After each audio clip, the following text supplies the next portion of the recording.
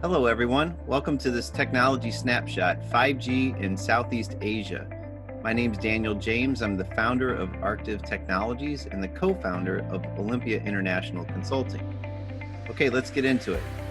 How are wireless networks deployed across Asia today? Well, currently 5G is available in a few regions, and most regions have 4G LTE and then some NB-IoT or machine level protocols that they can communicate over the wireless networks.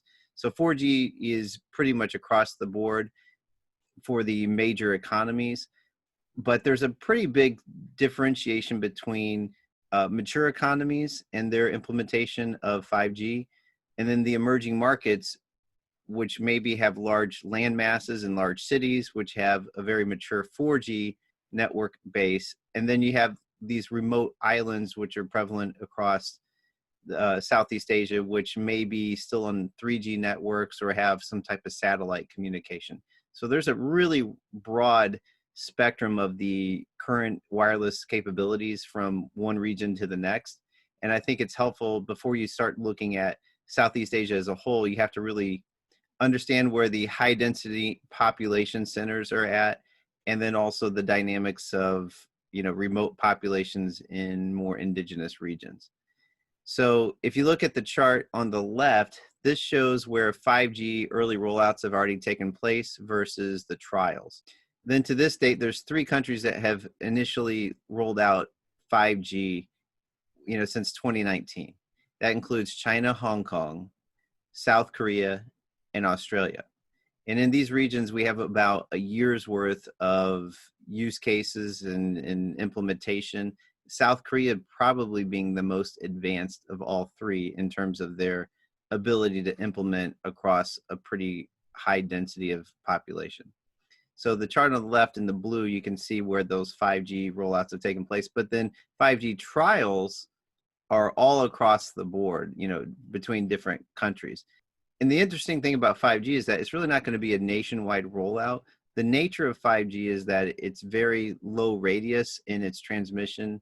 So it's really going to be more specific to individual cities versus the entire country. And even within a city, it may not be within all aspects of the city, but maybe certain specific like government areas or maybe a sports stadium, or there could be some very unique, areas within that city that constitute a 5G rollout, or at least some type of test area where there's a high concentration of people or high communication traffic. Then in the second chart, you see the map of NB-IoT and LTE-M. Now, these are pretty low bandwidth type, 4G communication protocols. And these are more for smart city or IoT devices. So this is really relevant in today's applications where we're talking about COVID-19 and countries that have the ability to use the cellular networks for doing remote communication or implementing some short-term smart city technology. So each country has different versions of this implemented, and this is pretty common for countries that have launched 4G. So most countries, they launched 4G LTE-A initially, and then, as that rolled out, then they implemented the machine level, IoT level communications. And again, this is really more for like smart city, or it could be used for really low bandwidth technologies that just have a steady data stream that could be used in remote applications, or maybe it's something connected to like a smart city, like a automatic street light, or something that needs low power, but it also doesn't require a lot of bandwidth. It can be used over that 4G network allocation. So if you look at that map, that's pretty much widespread. Most countries have some version of that today.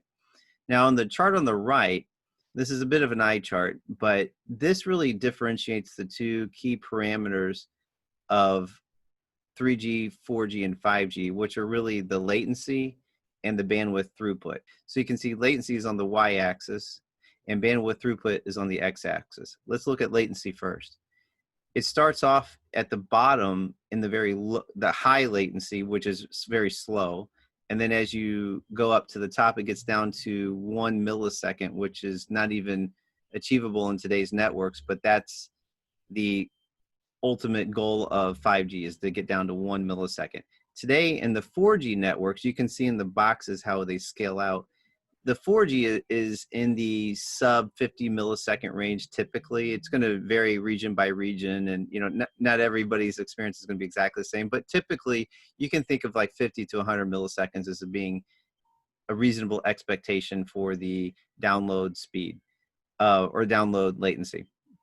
Then on the bandwidth throughput, then 4G in theory can get you to hundreds of megabytes per second, although the actual demonstrated performance of 4G is somewhere typical of about 100 megabytes per second. And then here's the big thing about 5G, which is the theoretical performance of 5G can go up to 20 gigabytes per second. So the early stages of 5G, there's been a lot of testing and it's nowhere near to that level, but it is showing that it's several orders of magnitude faster than 4G. And that's really the key. So the speed of the 5G performance is really going to depend on the proximity of the user to the 5G cell tower, and then from the tower to the servers, and the whole interlinkage between the entire network. So that's why I said there's a difference between the theoretical versus the actual, but you could make the same argument for 4G and 3G also. So the lines that are divided on this chart are really the theoretical. And so ideally, people are going to get to experience different levels of latency and bandwidth throughput within that range. And as we roll out 5G, we'll go from just entering into that blue region, and then over the next several years, we'll start to see better and better performance. Now, what's shown on this chart in the details, we won't cover all these, but you can see some of the technologies that are enabled based on the latency and bandwidth. As an example, 3G can do monitoring, sensors, and networks. And that's really in that low bandwidth NB-IoT and LTE-M that's available both in 3G and 4G networks today, as I mentioned earlier. Then as you get up to 4G, now the machine-to-machine connectivity enhances to the point where you can do more and more remote devices. So, and this is really going to be helpful for bidirectional communication. So if you need to talk to a device, again, bidirectionally, maybe you need to set some parameters and have some real-time communications with a remote device, that's going to be very helpful. And we'll talk about in other sessions about the impact of COVID-19 and what some of these type of technologies can enable once you have that ability to, over the wireless network, talk to these machines. But then finally, 5G, you can see a very specific line at about 5 milliseconds of latency. And that's really the dividing line of tactile internet. So we hear about all these new technologies of Industry 4.0, virtual reality, augmented reality, autonomous driving, and experts are telling us it's going to be years away before we get there.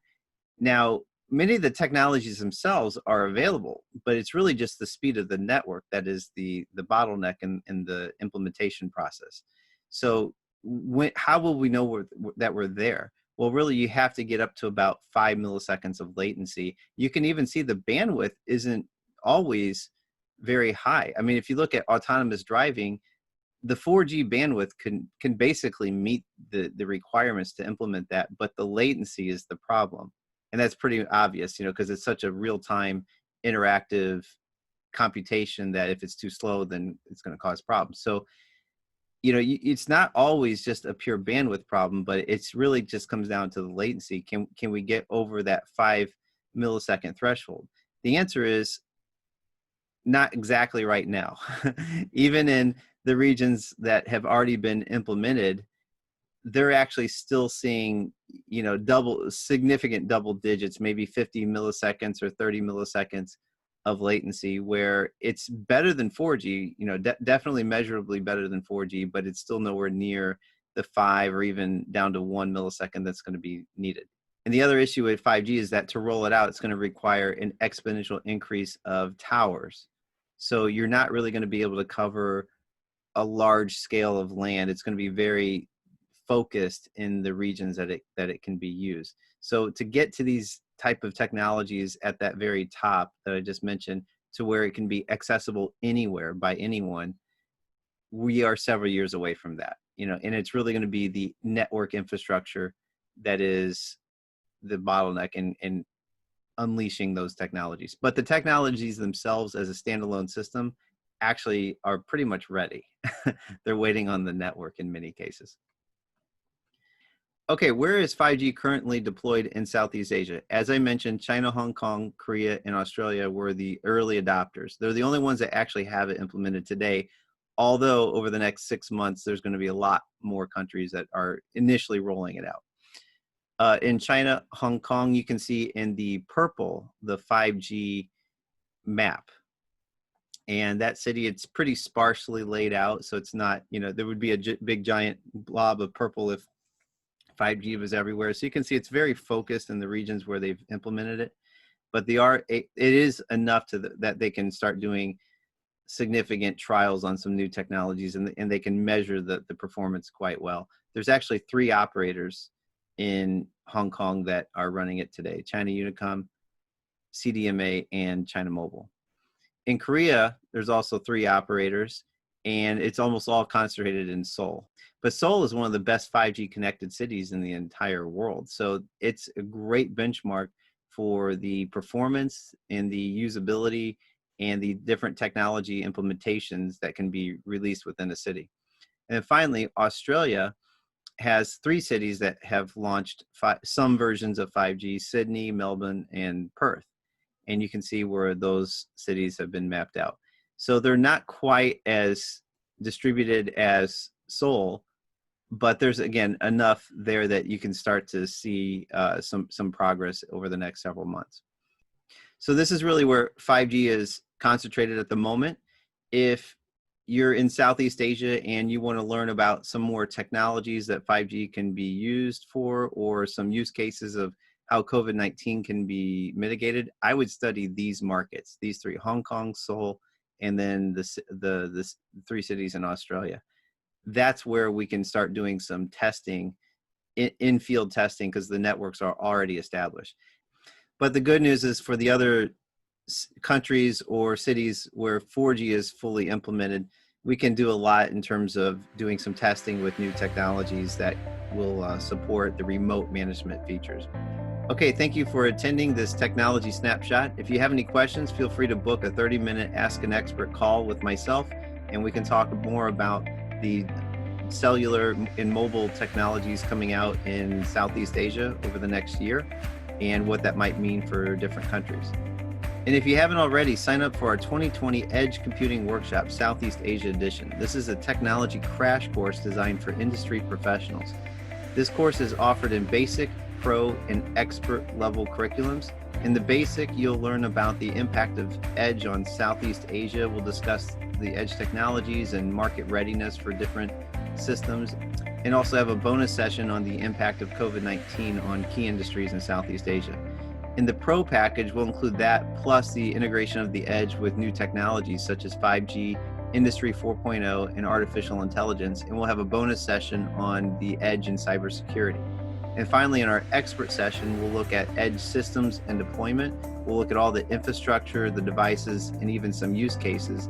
And then we'll have a bonus session where we'll look at considerations for investment into these systems and technologies. So if you want to learn more, go to our website at www.olympiaic.com/edge workshop and sign up today. Thank you.